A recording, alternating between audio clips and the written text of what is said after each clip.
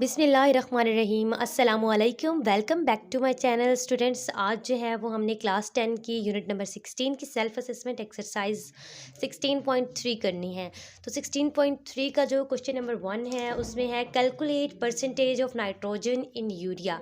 आपने कैलकुलेट करनी है परसेंटेज कैसे कैलकुलेट करते हैं वो अब हम इस जो है ना क्वेश्चन में आपको बताते हैं। तो आपने क्या करना है, कैलकुलेट करना है परसेंटेज नाइट्रोजन की यूरिया के अंदर। तो हमने लिखना है molar mass of urea. Molar mass सबसे पहले लिखना है यूरिया का, मोलर मैस ऑफ यूरिया। इसका जो फॉर्मूला है वो मैं अभी राइट कर लेती हूँ। NH2CO और NH2, ये इसका जो है वो हमारे पास फॉर्मूला है। अभी हमें इनका मॉलिक्यूलर मैस निकालना है। तो नाइट्रोजन का जो है वो हमारे पास 14 है। यहाँ पे हम लिख लेते हैं मॉलिक्यूलर मैस।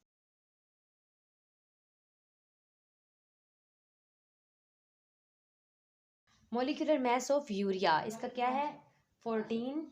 एच का जो है वो हमारे पास है 2 मल्टीप्लाई बाय 1। ये टू जो इसकी वैल्यू है उसका ये एच का जो है वो 1 है, प्लस कार्बन का 12 प्लस ऑक्सीजन का 16 प्लस और नाइट्रोजन का जो है वो 14 प्लस आपने कर देना है ये हाइड्रोजन का 1 मल्टीप्लाई बाय 2। अब हमने इन सब वैल्यूज़ को कैलकुलेट कर लेना है। आपने कैलकुलेटर से कैलकुलेट कर लेना है। इसको जो है वो 2 को मल्टीप्लाई कर देना है 1 के साथ, बाकी सब कुछ चीज़ों को सब नंबर्स को ऐड कर लेना है। तो 60 जो है वो हमारे पास आंसर आ जाएगा। तो अभी हमने लिखना है परसेंटेज ऑफ नाइट्रोजन कैसे फाइंड करेंगे। तो हम परसेंटेज यूँ लगा लेते हैं ऑफ नाइट्रोजन, आप एन भी लिख सकते हैं। तो अभी हमने जो है वो इसको कैसे करना है, मैस ऑफ नाइट्रोजन जो है वो ऊपर होना है और मॉलिक्यूलर मैस जो है वो नीचे होगा। तो लिखते हैं मैस, आगे आप ध्यान से देखिए मैं कैसे करवा रही हूँ। मैस ऑफ नाइट्रोजन डिवाइड कर देना है हमने इसे मॉलिक्यूलर मैस ऑफ यूरिया।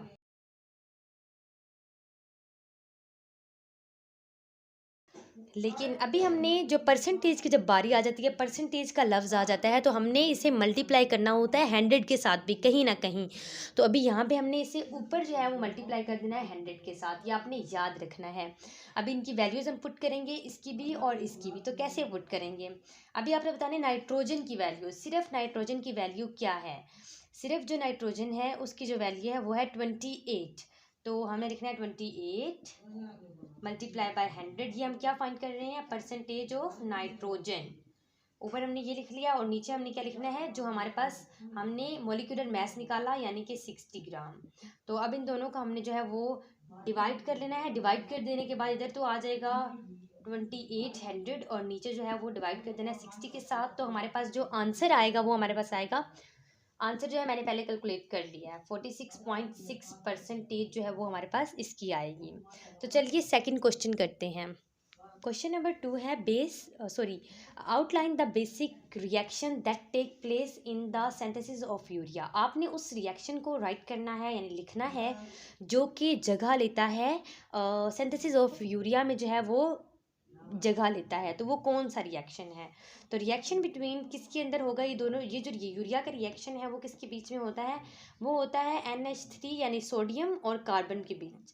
तो सोडियम कार्बोनेट बना देते हैं। तो चलिए अब हम इसका रिएक्शन करते हैं। रिएक्शन नंबर 1 जो सा होगा ना उससे हम राइट करेंगे रिएक्शन बिटवीन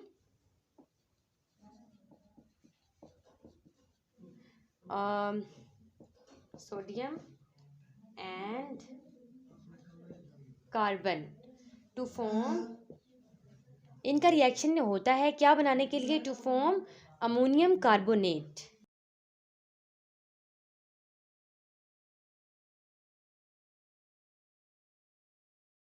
अमोनियम कार्बोनेट, ठीक है। अब हम इसका जो है रिएक्शन लिख लेते हैं।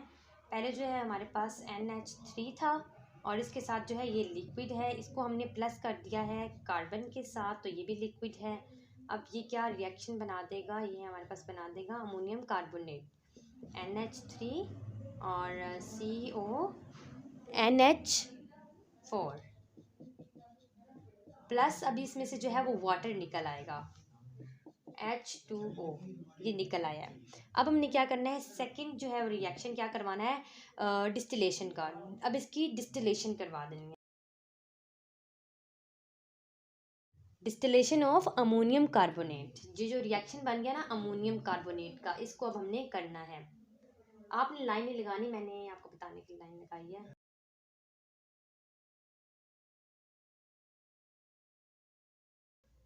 अमोनियम कार्बोमेट, अब जो अमोनियम कार्बोमेट है ना, ये कार्बोमेट है, एम है, अमोनियम कार्बोमेट। ओके, अब हमने इसका रिएक्शन करवाना है। ये जो है मैं इधर लिख लेती हूँ, अमोनियम कार्बोमेट NH3CO NH4। अब हमने क्या कर देना है, इसका रिएक्शन करवा देना है। अब NH2 जो है वो अलहदा हो जाएगा, और ये जो है डबल बॉन्डिंग बना देगा ऑक्सीजन के साथ, और NH2 प्लस हमने वाटर। इसका ये जो मेन जो चीज़ है वो हमने वाटर को बाहर निकालना है, H2O को। ठीक है, थर्ड जो क्वेश्चन है वो अब इसी से रिलेट करता है, यानी कि क्या होता है जब अमोनियम कार्बोनेट जो है डिस्टिल कर दिया जाए स्टीम से। क्वेश्चन जो है वो मैंने लिख रही, लेकिन मैं बोल देती हूँ इंग्लिश में। क्वेश्चन नंबर 3 जो है उसका आंसर मैं भी राइट करूँगी यहाँ पे, वो भी बिल्कुल इजी है। इसी रिएक्शन के आगे जो है ना हम उसे सॉल्व करेंगे, लेकिन उन्होंने क्वेश्चन अलग दे दिया है। What happens when ammonium carbonate is distilled with steam. Steam के साथ जब हम इसे डिस्टिल कर देते हैं तो क्या होता है। तो अभी जो है मैं वो राइट कर लेती हूँ।